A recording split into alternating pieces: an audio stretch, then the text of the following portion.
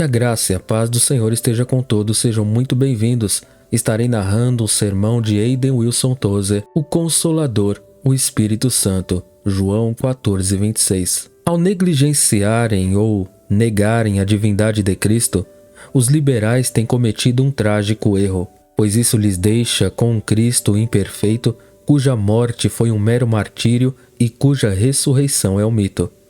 Aqueles que seguem um Salvador meramente humano não seguem Salvador algum, mas apenas um ideal, que nada pode fazer a não ser zombar de suas fraquezas e seus pecados. Se o filho de Maria não era o filho de Deus, em um sentido que nenhum outro homem é, então não pode mais haver esperança para a raça humana.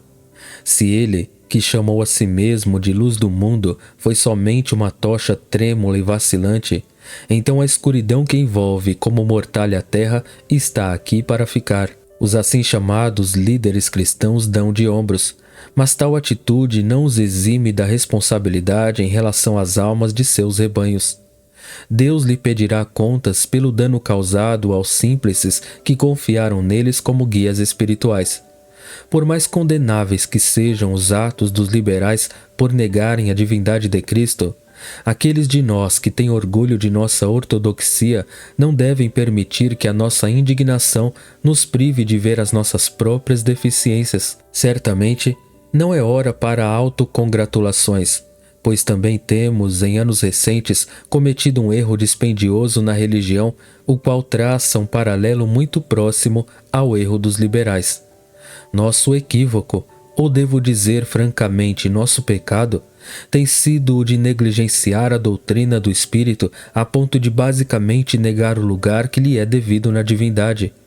Essa negação não tem sido por meio de uma declaração doutrinária, pois temos nos apegado bastante à posição bíblica no que diz respeito aos nossos pronunciamentos de credo.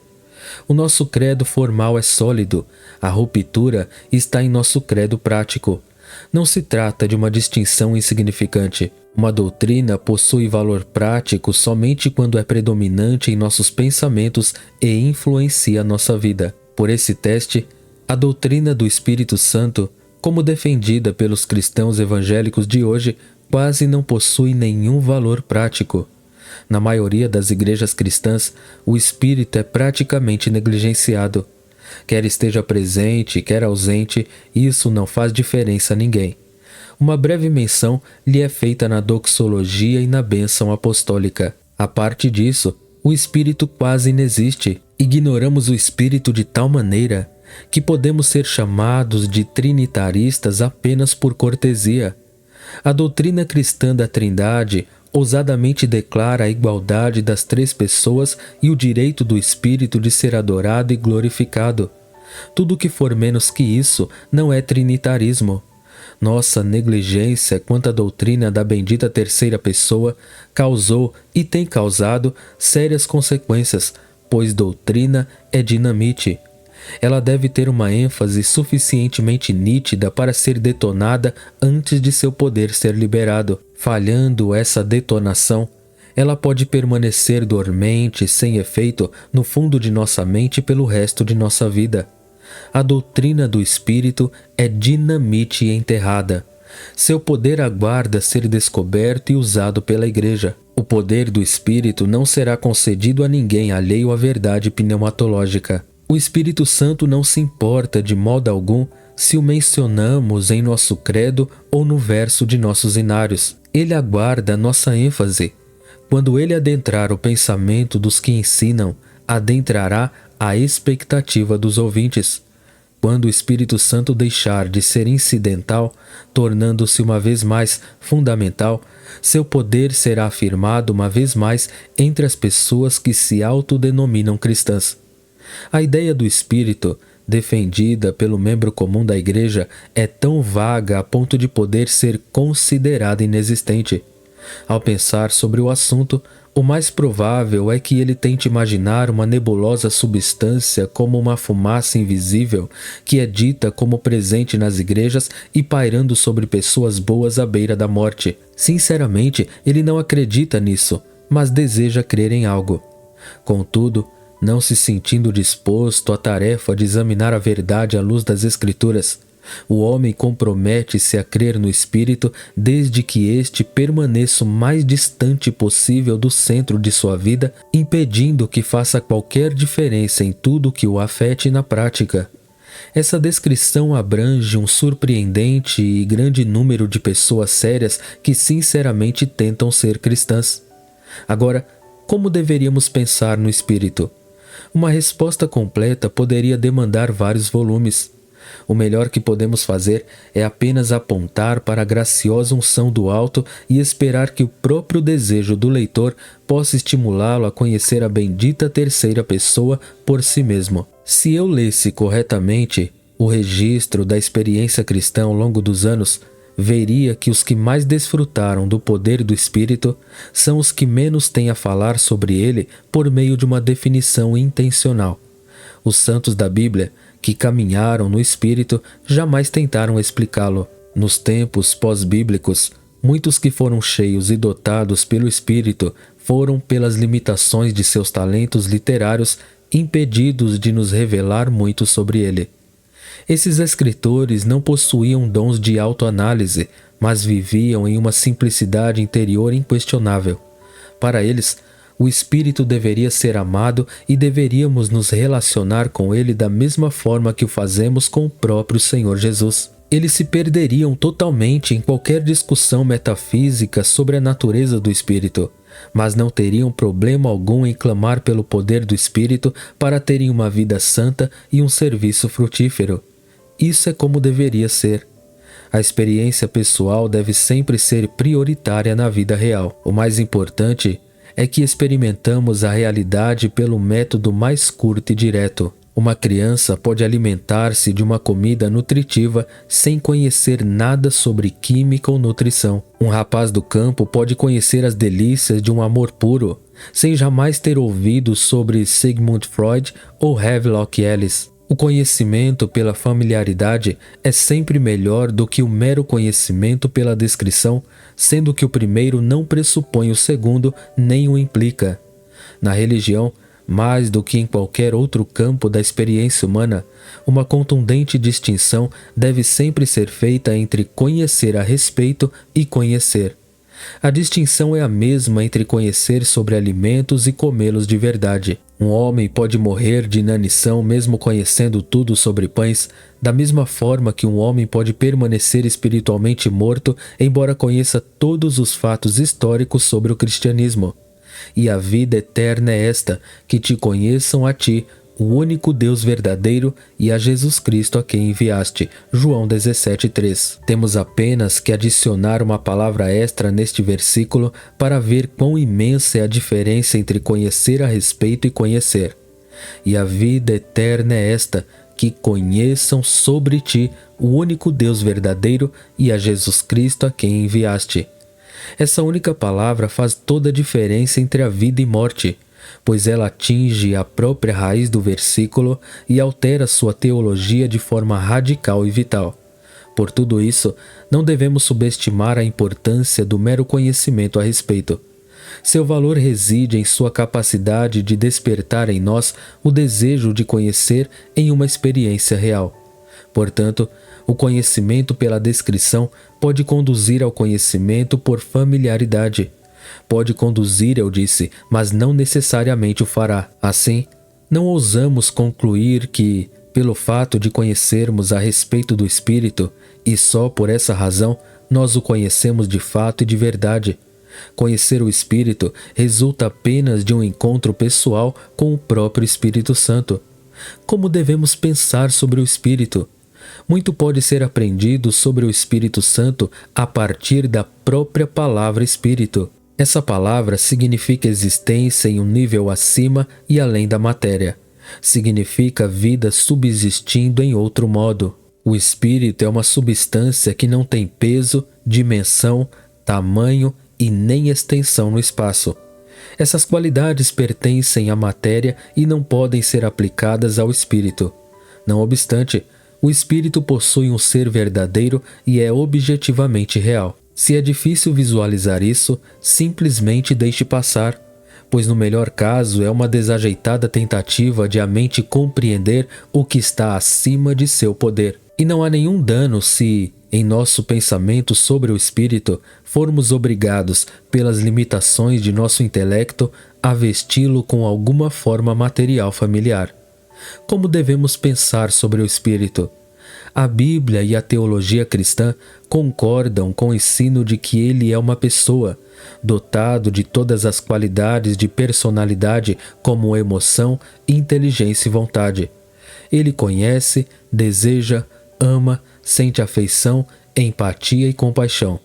O espírito sente, vê, ouve, fala e realiza qualquer ato de que a personalidade é capaz. Uma qualidade pertencente ao Espírito Santo, de grande importância a todo coração que busca, é a perscrutabilidade. Ele pode perscrutar a mente e pode perscrutar outro espírito como humano. Ele pode perscrutar completamente e realizar uma verdadeira amálgama com o espírito humano.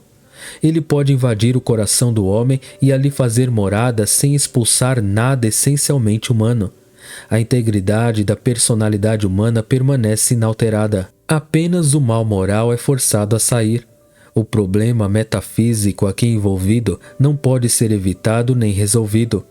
Como pode uma personalidade entrar em outra? A resposta sincera seria simplesmente que não sabemos. Mas podemos nos aproximar da compreensão por meio de uma analogia simples, emprestada de antigos escritores devocionais de várias centenas de séculos atrás. Colocamos um pedaço de ferro no fogo e sopramos as brasas. A princípio, temos duas substâncias distintas, ferro e fogo. Quando inserimos o ferro no fogo, atingimos o ponto de fusão do ferro, e não temos apenas o ferro no fogo, mas também o fogo no ferro. São duas substâncias distintas, mas que se misturaram e se articularam reciprocamente até um ponto em que as duas tornaram-se uma. De alguma maneira, o espírito perscruta nossos espíritos. Durante toda a experiência, permanecemos os mesmos. Não há destruição de substância. Cada qual permanece um ser distinto como antes.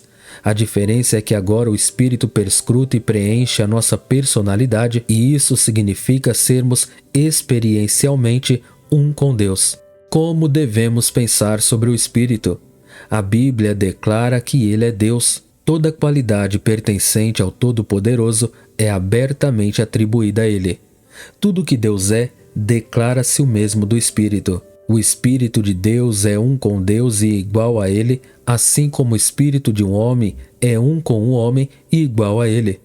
Isso é tão claramente ensinado nas Escrituras que podemos, sem perder o argumento, omitir a formalidade de textos comprobatórios. O leitor mais casual terá descoberto por si mesmo. A Igreja histórica, ao formular a sua regra de fé, ousadamente escreveu a crença na divindade do Espírito Santo. O credo dos apóstolos testifica a fé no Pai, no Filho e no Espírito Santo, não fazendo qualquer distinção entre eles. Os pais que elaboraram o credo niceno testificaram, em uma passagem de grande beleza, a sua fé na deidade do Espírito. Creio no Espírito Santo, Senhor que dá a vida, e procede do Pai e do Filho, e com o Pai e o Filho é adorado e glorificado. A controvérsia ariana do quarto século compeliu os pais da Igreja a declararem as suas crenças com maior clareza que antes. Entre os textos importantes surgidos naquele tempo está o Credo de Atanásio. Quem o compôs pouco importa para nós agora. Esse texto foi escrito como uma tentativa de declarar, com o menor número de palavras possível, o que a Bíblia ensina sobre a natureza de Deus. E isso foi feito com uma abrangência e precisão raramente igualadas em parte alguma na literatura mundial. Aqui estão algumas citações sobre a divindade do Espírito Santo. Porque a pessoa do Pai é uma, a do Filho é outra e a do Espírito Santo outra. Mas no Pai, no Filho e no Espírito Santo há uma mesma divindade, igual em glória e coeterna majestade. E nessa trindade nenhum é primeiro ou último, nenhum é maior ou menor, mas todas as três pessoas coeternas são coiguais entre si, de modo que em tudo que foi dito acima, tanto a unidade em trindade como a trindade em unidade devem ser cultuadas. Em sua inologia sacra, a Igreja tem abertamente reconhecido a divindade do Espírito, e em suas inspiradas canções de louvor, ele é adorado com jubilosa entrega. Alguns de nossos hinos ao Espírito tornaram-se tão conhecidos que tendemos a perder o verdadeiro significado deles devido à grande familiaridade. Como exemplos, citamos Ó Senhor, Tu és a luz. Outro mais recente é Sopra em nós, Senhor, bem como muitos outros. Tais hinos, com frequência, têm sido entoados por tantas pessoas que ainda não tiveram conhecimento experiencial de seu conteúdo, que para a maioria de nós tornaram-se inexpressivos.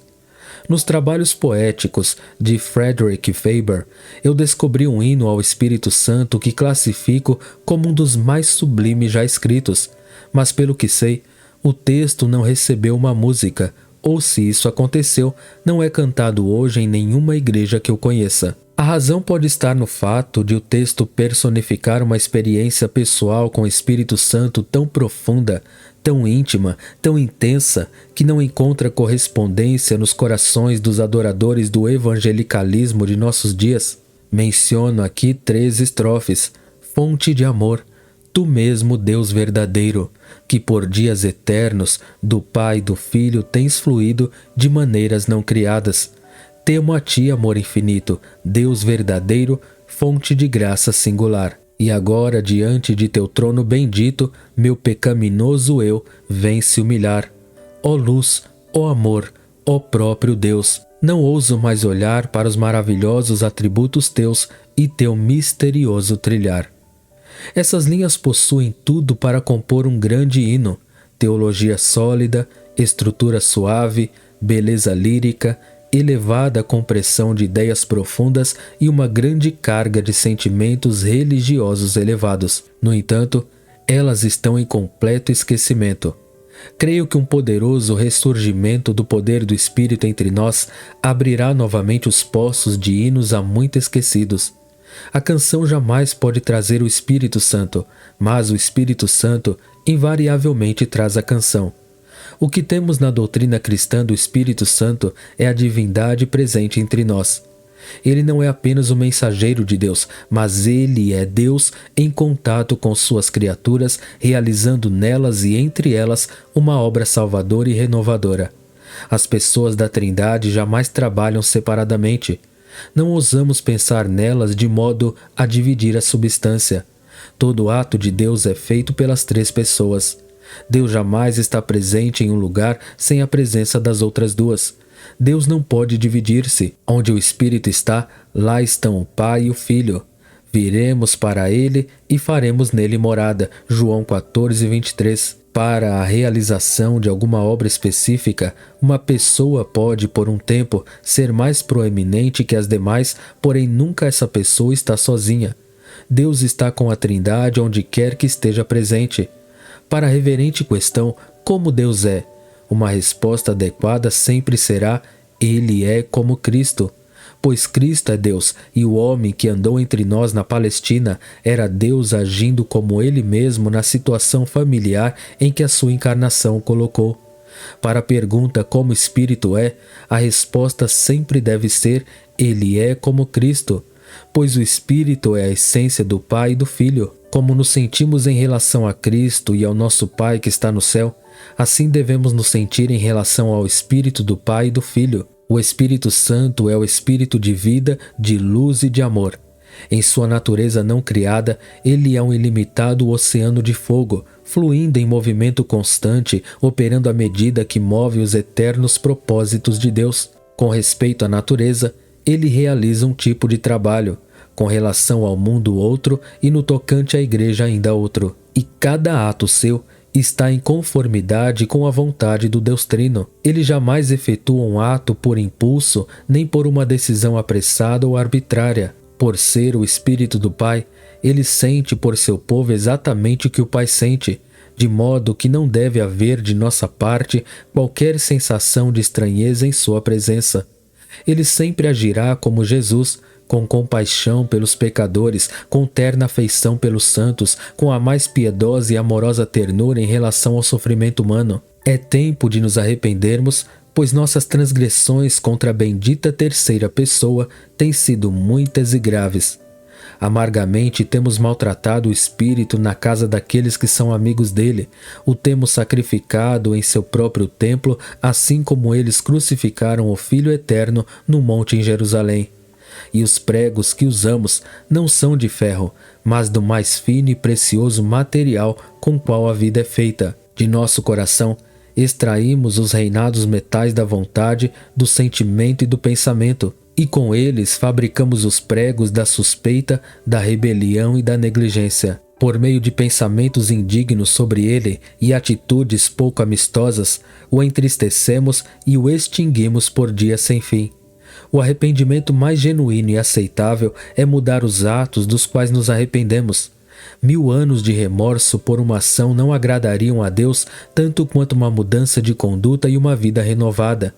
Deixe o perverso o seu caminho, o iníquo seus pensamentos.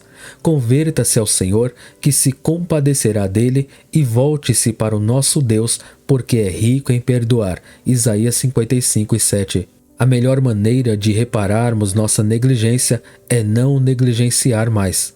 Vamos começar a pensar no Espírito como alguém que deve ser adorado e obedecido.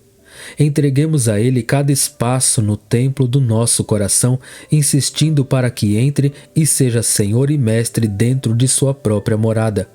Lembremo-nos de que Ele é atraído para o doce nome de Jesus como abelhas são atraídas pela fragrância da flor. Onde Cristo é honrado, com certeza o Espírito se sentirá bem-vindo. Onde Cristo é glorificado, o Espírito se moverá à vontade, com liberdade e satisfação. Amém? Deus abençoe a todos em nome de Jesus. Não se esqueça de se inscrever no canal, curtir o vídeo e compartilhar.